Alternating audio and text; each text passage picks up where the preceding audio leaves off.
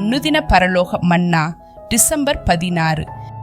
நீங்கள் எந்த மட்டும் 2 நினைவுகளால் குந்தி நடப்பீர்கள். யெகோவா தெய்வமானால் அவரை பின்பற்றுங்கள், பாகால் தெய்வமானால் அவனை பின்பற்றுங்கள். 1 ராஜாக்கள் 18ஆம் அதிகாரம் 21. தூய்மையை சோதிக்கும் முறைகள் நமக்கு அவசியமானது.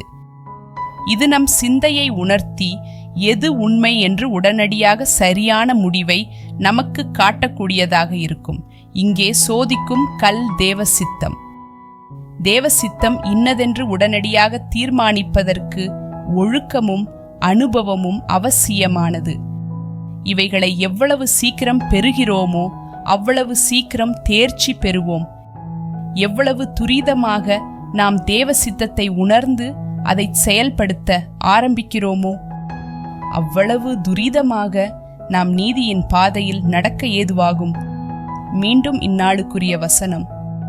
நீங்கள் எந்த மட்டும் 2 நினைவுகளால் குந்தி நடப்பீர்கள். யெகோவா தெய்வமானால் அவரை பின்பற்றுங்கள், பாகால் தெய்வமானால் அவனை பின்பற்றுங்கள்.